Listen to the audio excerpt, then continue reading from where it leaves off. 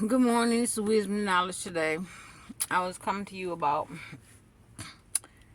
children and how they get sick with cancer and mostly how children get sick and die. How you can pray for them. How you can pray for them and believe in God and they can live, or if they do die, you can pray for them and they can come back. You can pray and ask the Lord to bring them back. And that's what anybody, not just children, that's adults too. See, we always pray for somebody to live, but we don't ever pray for them to come back if they die.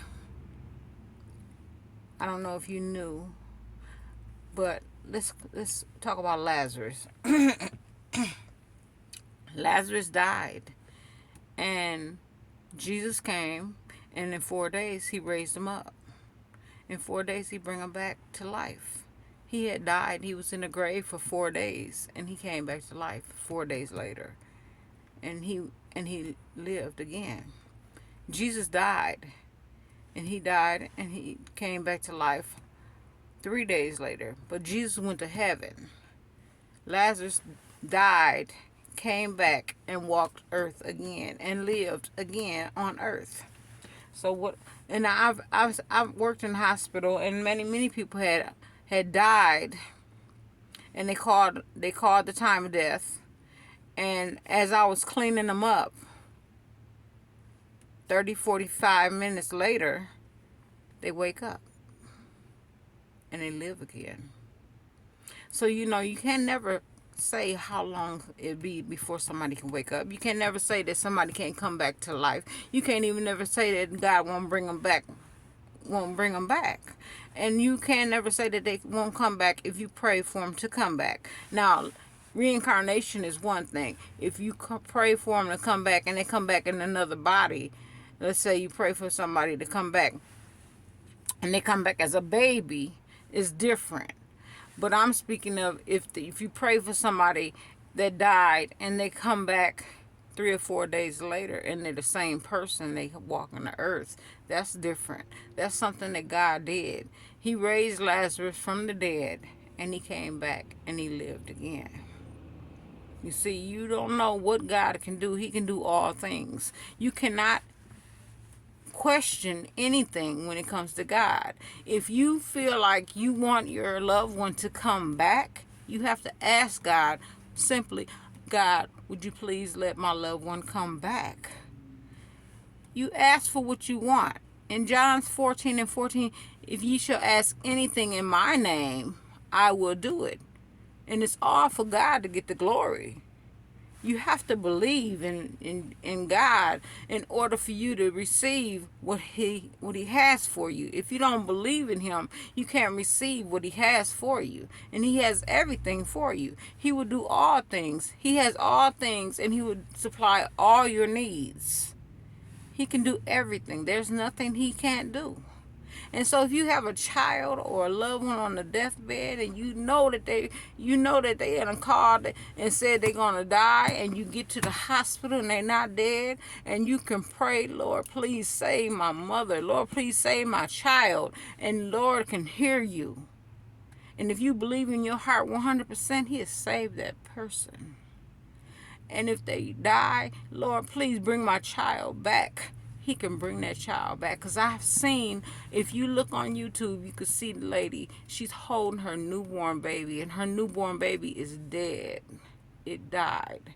And she prayed hard. And she said, Lord, please let my child live. And that baby came back to life right in her arms. You cannot tell when somebody is going to die. You cannot tell. You are not the ruler over that. God is the ruler over life. If you ask for life, he can give life. If you believe it in your heart, he will give it to you. If you believe it in your heart. See, he reads the heart. And if you believe with your whole heart, he'll give you what you ask for. You have to believe it with your whole heart, without a doubt. See, Doubting Thomas, he didn't believe in God. He said, unless I can put my finger in the holes in his hand and put my hand in the hole in his side, I will not believe he is back from the dead. So Jesus came in there. He said, I am back from the dead. Doubting Thomas, I want you to come here. He let him put his hand in his holes in his hand. He said, now put your hand in my side. He put his hand in his side. He said, now do you believe that I am Jesus? And he said, yes. You see, you can't doubt God. God is all. He is everything. God can do anything. He can do all things. There's nothing he cannot do. And when I say nothing he can't do, he can bring anybody back to life.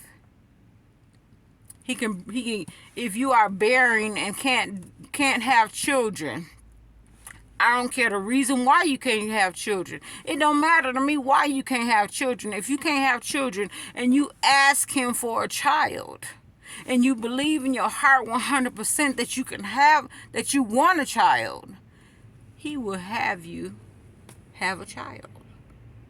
He will make sure you have that child. You're asking him to help you have that child. And you believe in him 100% that he will do it. He will do it. You have to believe. You can't have not 1 minute of doubt. Any doubt, you will not have that child. But if you have no doubt, you will have that child. If you believe in your heart 100% that you're going to get a brand new job, and you say, I'm going to quit my job because I know I'm going to get this job tomorrow. And I know I'm going to get this job tomorrow. I'm going to quit this job. And you go out and you go apply for the job. And you believe in your heart that you get that job. And you're going to get that job. But if you quit that job and you say, I believe I'm going to get this job. But I ain't sure, but I believe I'm going to get that job. You get out there, you're not going to get that job because you ain't sure. But if you 100% positive, 100% sure, you believe it 100% in God, that he is going to do everything in his power to get you that job, you're going to get it. I'm telling you, if you believe in God that he will give you a child, you'll get a child. If you believe in God that he will save your child, he'll save your child. If you believe in God that he'll save your mother, father, sister, brother, auntie, uncle, whoever, he will save that person. And if you believe in God that he will bring that person back, reincarnated, he'll bring that person back. I'm asking God to bring someone back. And I believe in God that he is going to bring them back. Not just one person. I'm asking for God to do something for me. And I believe 100% he's going to do it. In my heart, I know he's going to do it. It's in my heart. I know he's going to do it. I trust in him to do it. I have faith in him that he is going to do it. And I know he's going to do it. Matter of fact, it's already done. I just have to wait for it. All I got to do is wait for it, and it's coming. You see, believing and trusting and have faith. Faith is the believing in something that's unseen. Hope. But I have faith in God. So much faith that I can put my life in his hands, and I know he will carry me.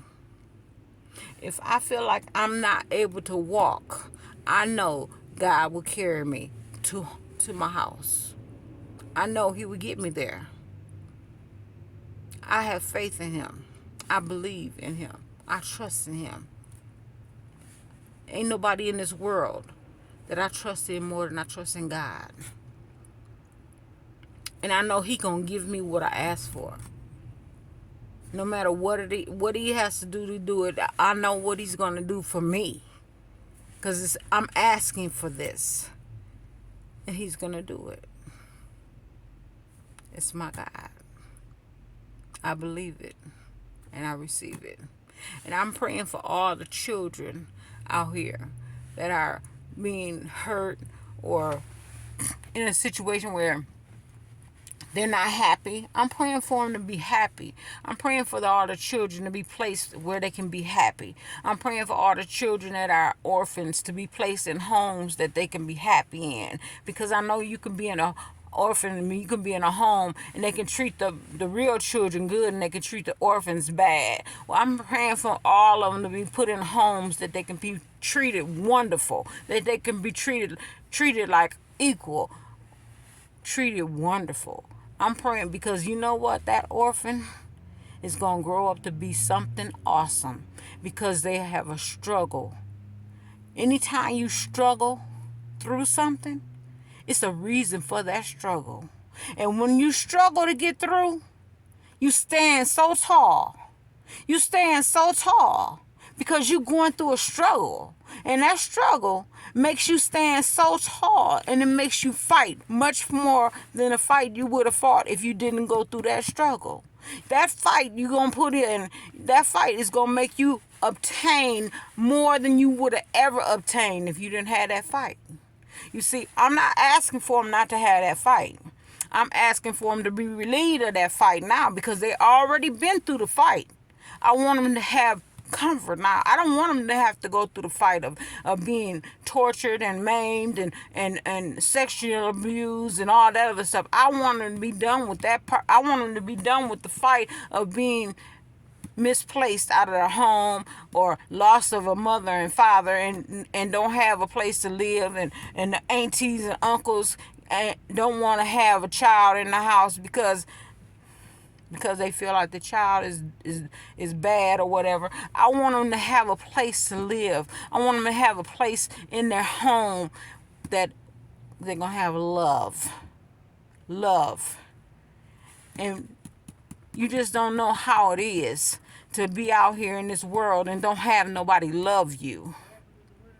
So I want them to struggle through that love, through that point, through that part of their life where they don't have to love it until they get to that point where they do have to love. But when they get to that love, I want them to keep on pushing, baby. Because when you get done pushing, you're going to reach every goal you ever wanted to get to. Every goal you ever thought you wanted, you're going to reach it. Every goal you ever thought you couldn't obtain, you're going to obtain it. Because you went through a struggle to get there. And that struggle that you went through was enough struggle for you to make it to your goal.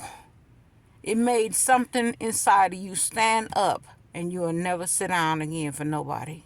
You will never let nobody run you over. You will never let nobody talk you down. You will always stand up and keep going, and you'll have respect for everybody.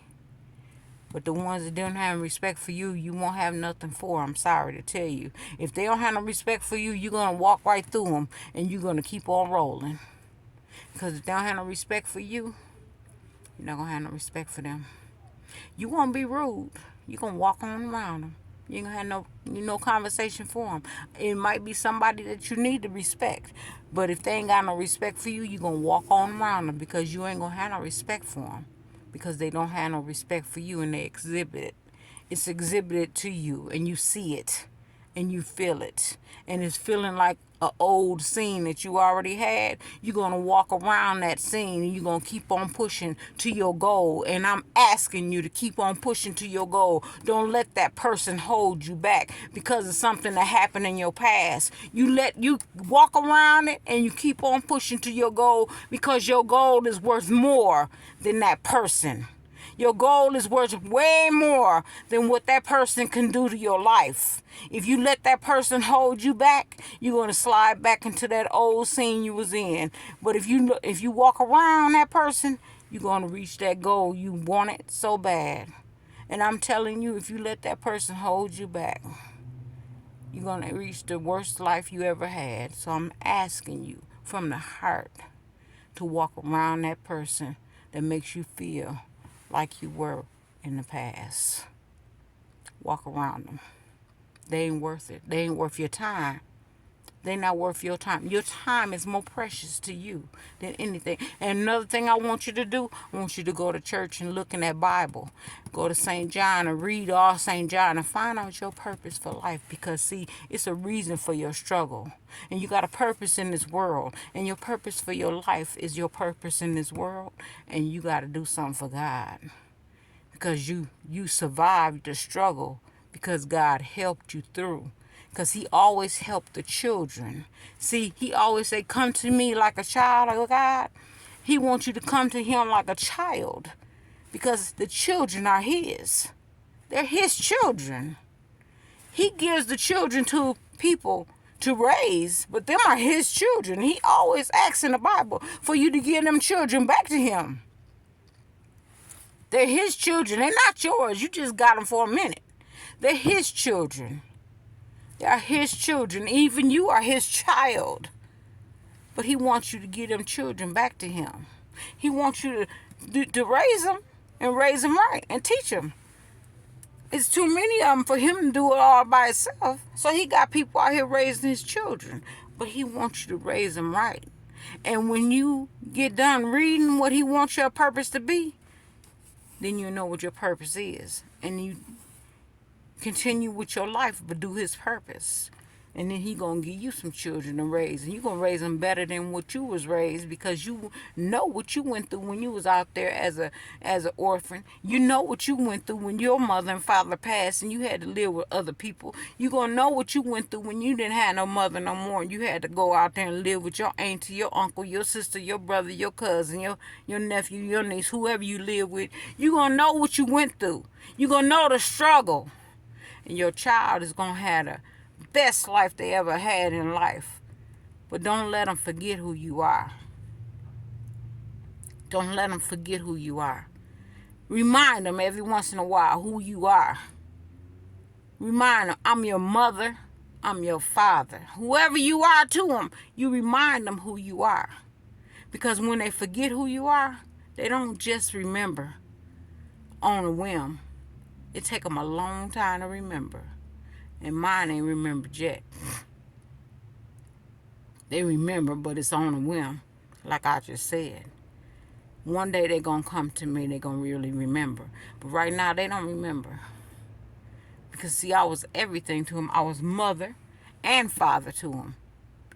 I raised my children the way I was not raised. I gave them a ride to school every morning. They had breakfast, lunch, and dinner. If they went to school, they had breakfast before they went to school. Their clothes was ironed before they went to school. They went to school. They had lunch when they came home. If they didn't come home, they had lunch at school, and I was at the lunch table with them at the school. And when they got done with lunch, when they got done with school, I was right there to pick them up. Dinner was ready when they got home. They sat down, they did their homework. They sat down and watched TV. They went to bed, and they had a clean bed to sleep in. The house was clean. Everything was clean.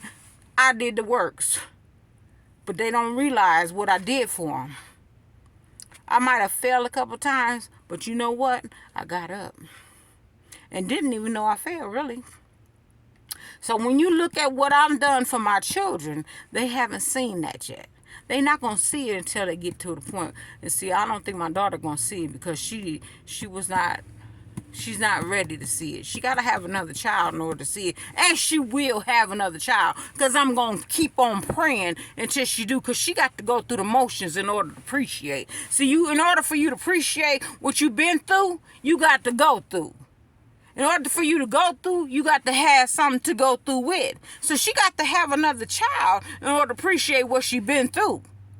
See, I understand that I failed, but you got to understand what I did in order to fall. You got to understand what I did before I fell and after I fell, because I didn't even know I fell. You get it? You got to go through the motions in order to understand what you've been through and what I've been through, in order to appreciate what you had. Because what you had was awesome, and you didn't know it.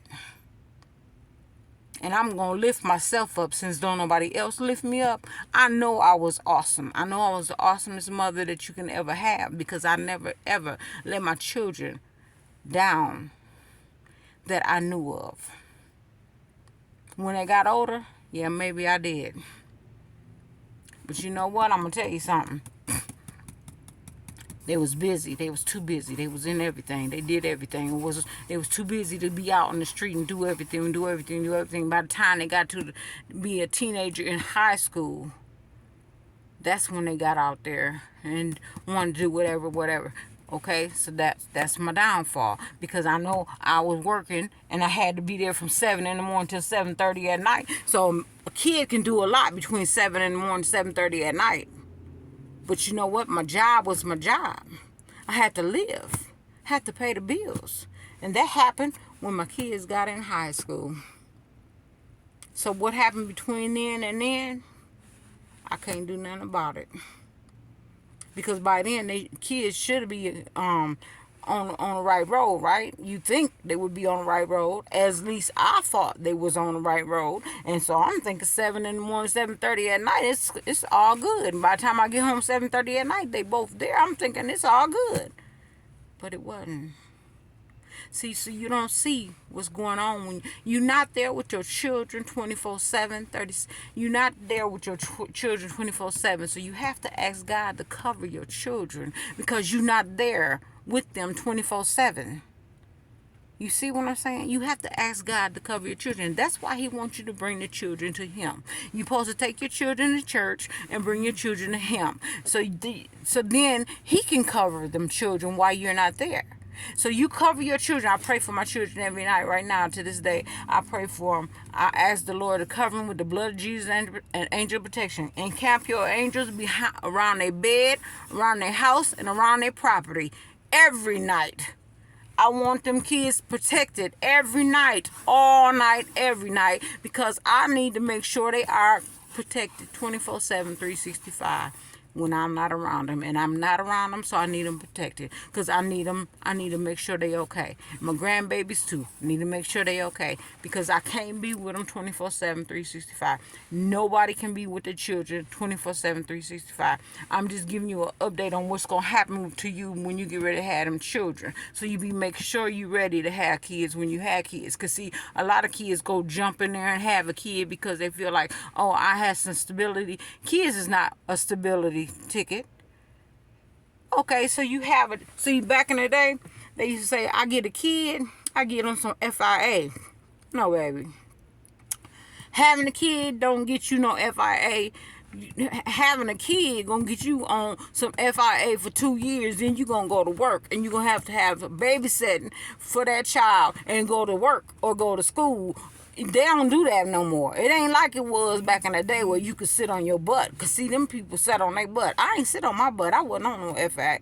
I ain't going to say I ain't never had no food stamps, but I did have some food stamps. That's because I was making $60 every 2 weeks at my job. That's because I stayed at work with my children for the first 6 years of their life, of school in their life. I did not leave them. I was at school with them. I worked the lunch program with my children, working with them, didn't leave them, want to watch them, want to make sure they was doing what they had to do. Still, you don't know. You cannot be with them 24/7. I tried, so I went on and went to work. Once I went to work,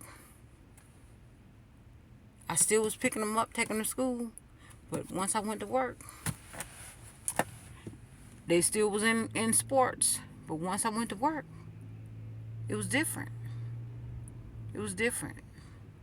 They were still going places, doing things. They were still in things. They were still. My daughter was still in the choir. And she played basketball. My son was still in playing football. He played in different sports, but I still had to work. I couldn't be there 24/7. Otherwise, I would have had to be there and didn't have no money to raise them. You can't do that. So I'm telling you, reach your goal. You got somebody standing in your way, go around them. Go reach your goal. Because I'm praying for you to reach your goal. Because I know you have lost your mother, father. I know you've been struggling. I know you're an orphan. I know you've been trying to make it. I know you don't know how to make it. But I know it's something out there for you to figure out how to make it. And if you really can't figure out how to make it, I need you to go to church and ask the preacher, can you help me? Can you find me somewhere to go that's safe, because I'm not safe? Can you find me somewhere to go where I'm comfortable, because I'm not comfortable? Can you find me somewhere to go where I'm not being tortured, because I'm being tortured? Can you find me somewhere to go where I can be treated fair, because I don't feel like I'm treated fair? Anything that's going on with your life that's not righteous and not whole, go to the preacher and he should help you. And I'm praying right here, right now, for the preacher to help any child that's out there that's trying to run away. And I don't want you trying to commit suicide because of what you're going through. I want you to do what you're supposed to do and go to the preacher And if that church ain't open when you go there, you go until you find a church that's open and talk to the preacher. And if the preacher say, why are you coming here? Because I done been past 5 churches and ain't none open. I need a preacher to talk to. And I figured God is here. Do you think God is here with you? Ask the question. Because if God ain't there, you don't need to be there either. This is wisdom and knowledge today. Get you some help. Get you some help. And I'm speaking to all over the world. Get you some help, because we done been through the pandemic and it done took a lot of people. And I know it done took some kids, mama and daddy, and them kids is lost. And I'm trying to find you. I'm trying to tell you how to get found. I'm trying to send you to the church so the preacher can help you, find you some place to go. If you can't get the preacher to help you, you go to the hospital and you tell that hospital that you